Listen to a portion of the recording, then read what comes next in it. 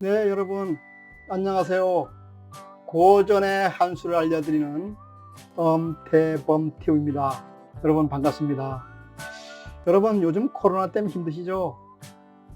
고사성어에 물극필반이라는 얘기가 나옵니다.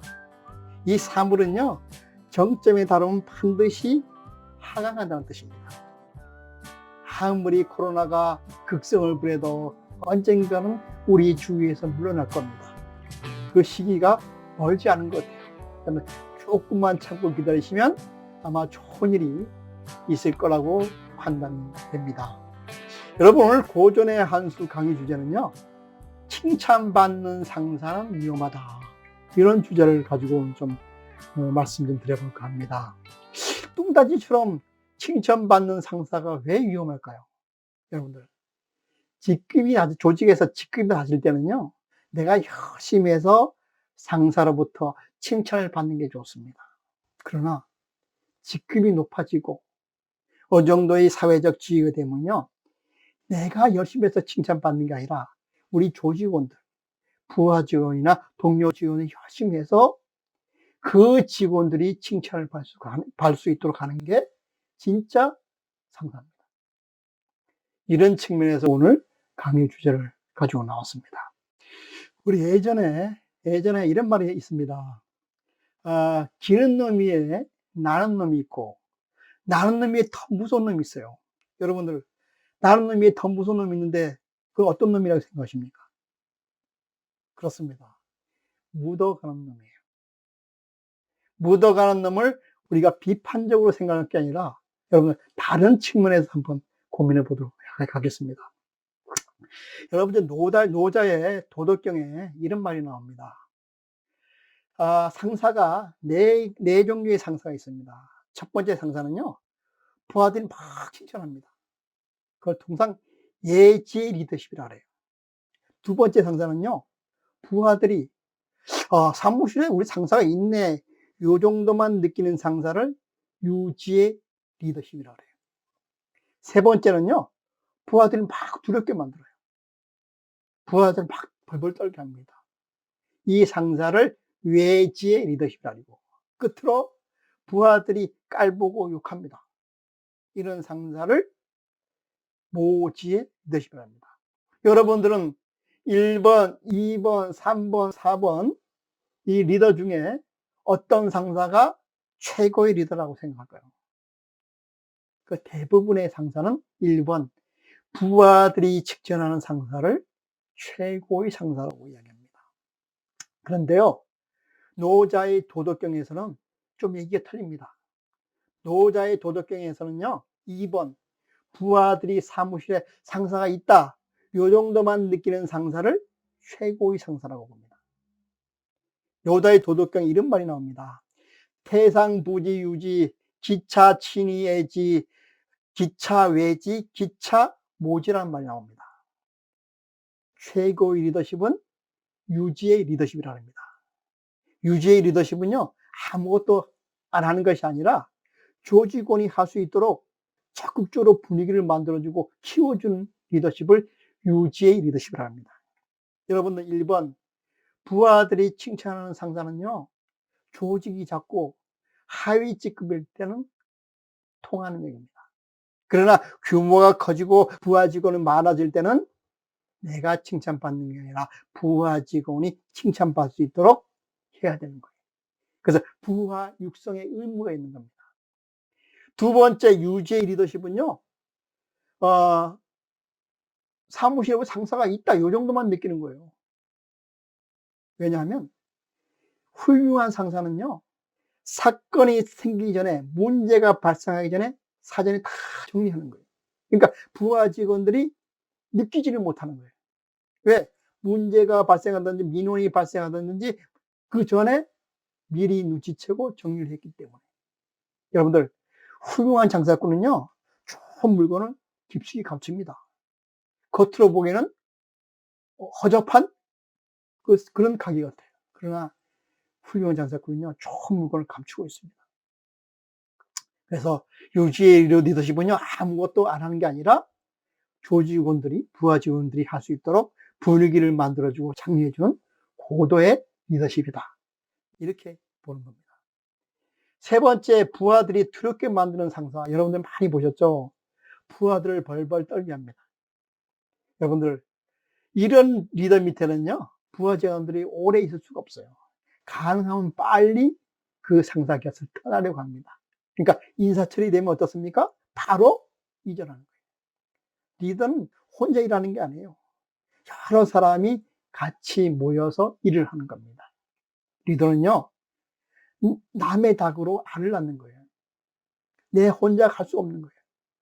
그래서 구성원의 힘을 같이 결집시켜서 성과를 창출하는 게 리더인데, 이 외지의 리더십은요, 부하들이 떠나니까 일을 할 수가 없어요. 내가 아무리 역량이 높아도. 끝으로 이 모지의 리더십입니다. 상사들이요, 그 부하들이요, 상사를 깔보는 거예요. 가장 치명적인 이 상사의 리더십이다. 그래서 여기서 말하는 것은 유지의 리더십은 뭐 솔선수범을 문제 삼는 건 아닙니다.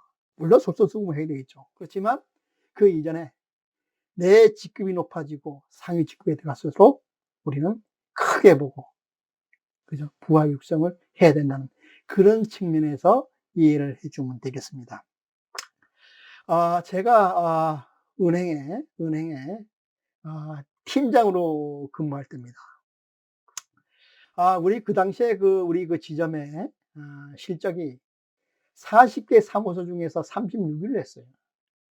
3년 연속. 그러다 보니까 이 사무소장이, 지점장님이 그 페널티를 받고 다른 사무소로 간 거예요. 그런데 새로운 지점장이 오셨는데 그분은요, 가는 데마다 1등을 하는 그런 지점장입니다. 그 지점장이 발령받아서 온 게 돼요. 저희들은 걱정합니다. 얼마나 와서 직원들을 달달 볶을까. 그래서 걱정이 된 거예요. 드디어 1월 2일 날 지점장님이 오셨습니다. 그런데요, 전혀 조지를 않고 달달 볶지를 않는 거예요.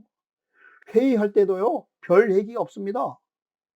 그냥 좋은 얘기하고 열심히 해라. 요 정도 선에서 끝나는 거예요.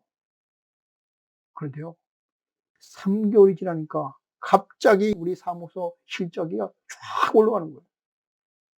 대출금이. 우리가 통상 대출금 목표를 잡아요. 고객으로부터 얼마의 대출을 해라. 예금도 마찬가지고. 예금하고 대출 실적이 300억, 400억이 쫙 올라간 거예요.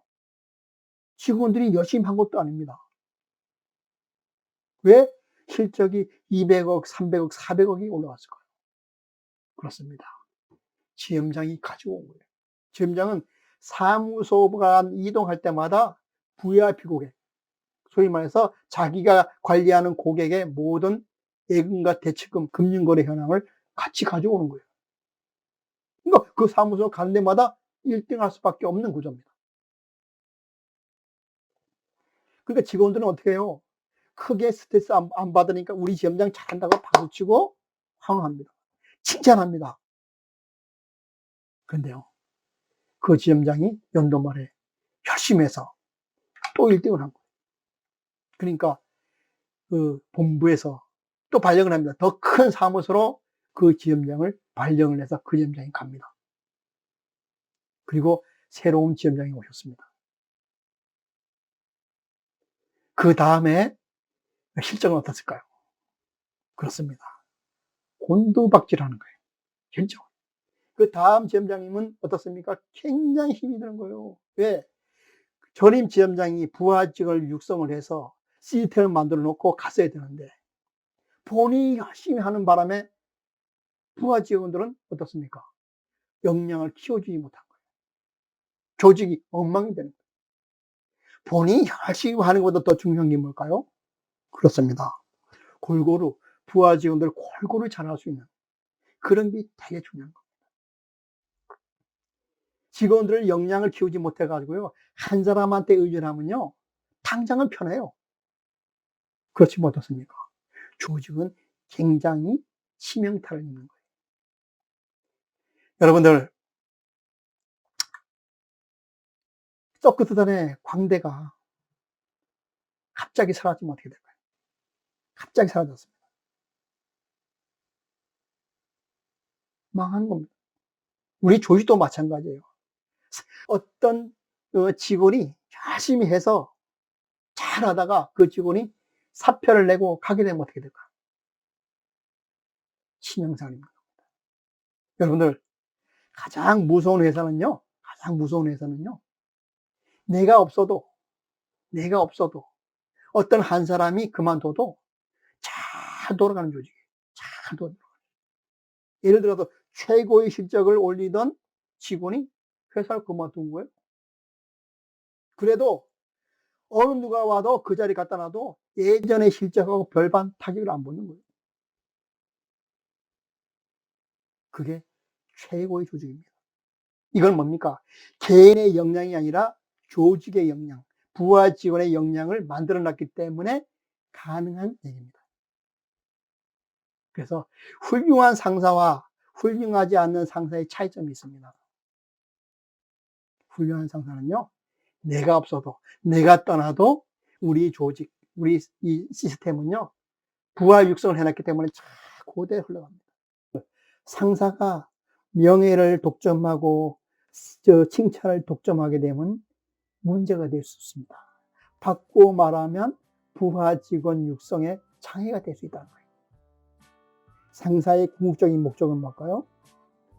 나의 공을, 나의 명예를 부하 직원한테 돌리는 겁니다. 내가 칭찬받고 내가 명예를 얻는 게 아니라 부하 직원이 상을 받고 부하 직원의 칭찬을 받고 부하 직원이 잘 될 수 있도록 하는 게 진짜 고수가 된 상사입니다. 여러분들, 간단합니다. 부하 직원으로부터 진정한 존경을 받으려면요, 부하 직원이 잘 돼. 부하 직원이 신바람 나게 일해야 됩니다. 신바람 나게 일하게 되려면 부하 직원이 명예를 받고 부하 직원을 칭찬받고 부하 직원이 상을 받아야 됩니다. 이것이 진정한 상사의 표본입니다. 이것이 진정한 부하 직원으로부터 존경받는 모습입니다. 여러분, 고맙습니다. 마치겠습니다.